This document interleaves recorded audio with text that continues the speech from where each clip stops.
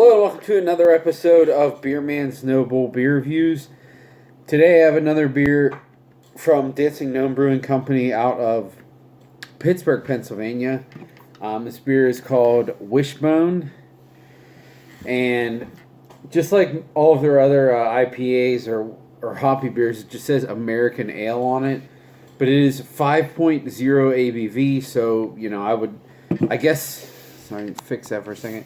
I guess I would just classify that as a session IPA or a pale ale. We'll see how how it pours and everything, but it is 100% Citra hopped, so it's basically a single hop Citra pale ale and or session IPA. I don't think I've had this before, so crack it open and see what we got.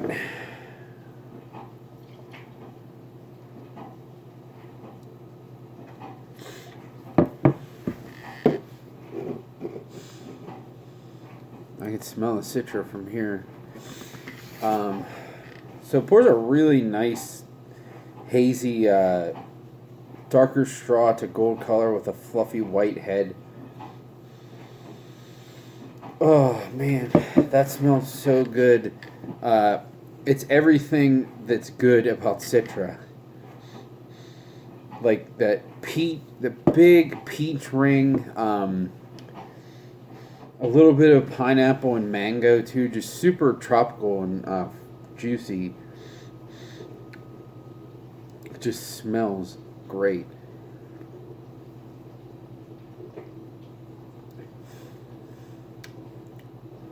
Oh man, that's tasty.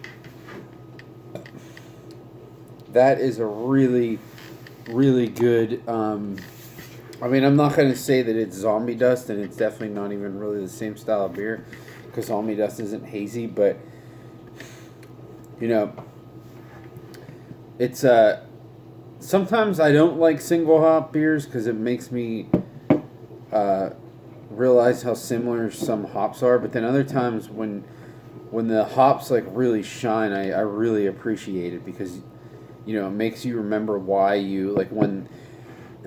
Because, I've been in the craft beer game for quite a while, and I remember when Citra became a thing, and the first time having beers made with it. I remember when Simcoe became a thing, and that's a long time ago. But Citra was probably the biggest, hop that blew up. And then there was Nelson Sauvin and Galaxy and Mosaic, but those all kind of came around the same time. Citra was kind of its own thing, and and that's why it's called Citra, because it was so citrusy and tropical, just super fruity flavored. And this is a really good example of that hop. Now Sabro seems to be the next one that's blowing up, which is I think is great because I love that hop too. It's super coconut forward.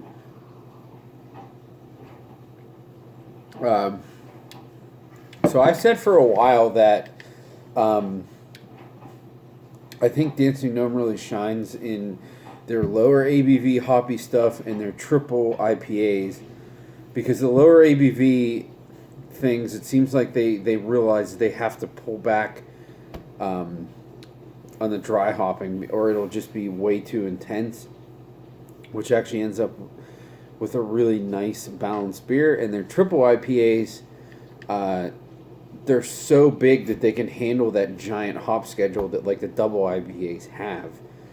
A lot of times the double IPAs are just a little too aggressive for me, but this in particular is even more drinkable and softer than most of their other lower ABV hoppy beers that I've had. So again, I'm kind of wondering, so this was canned in the middle of November, so it's about a month and a half old.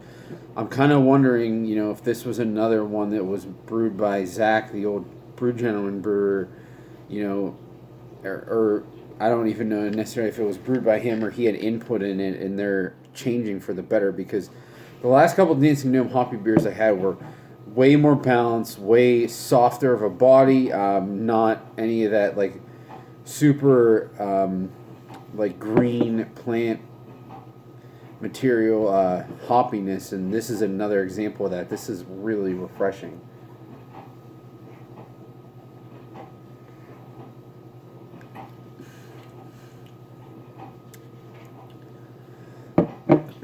Yeah. I really don't know what else to say about this. It is for a hazy 5% hoppy Citra only beer. I don't really think you can get much better than this, to be honest. It is a very, very good example of what this hop tastes like. And everything else around it, the body and the malt profile accentuates it perfectly. Now, so I was actually going to give a can to a buddy of mine who also lives in Charlotte, but also is from Pittsburgh. And I was going to give him one today, and he's like, oh, I already got that. Don't worry about it. You can keep that one. And I was like, okay. So I was just thinking, oh, another IPA I got to drink. But now that I'm drinking this, I'm actually kind of glad that he said that, because this is really freaking good. And I will gladly drink that other one, you know, just on any random day.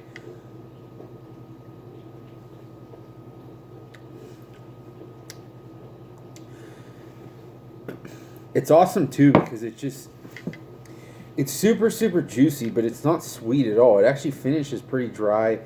The bitterness is very low, and that's why I love Brew Gentlemen so much, because they finish dry, but they're also not super bitter either. And it's kind of hard to have those two things with New England IPAs, but the better breweries find a way to do it, and this is definitely in that realm. So I did buy this, but I honestly don't remember what it cost. I think because I bought it with a couple other 4-packs. I'm guessing it was no more than 16, given the low ABV. But even if it was like 17, I would definitely buy this because it's so drinkable and crushable. You know, if I was still living in Pittsburgh, if this is the quality that they were going to push for this beer, every time this came out, I would get a 12-pack. I would get 12 of them and just drink them for a month. This is just really, really good. And honestly, this is probably one of the best Dancing Gnome hoppy beers, or beers in general, that I've had in a long time. This is really, really great. So obviously, this is definitely a buy for me. I recommend seeking it out. It's still fresh, obviously, and I'm sure there's people in Pittsburgh that still have some, so definitely check it out. I think that's all I got in this one, though. Please like, comment, subscribe. Let me know what you think, and I look forward to doing the next one. Thanks.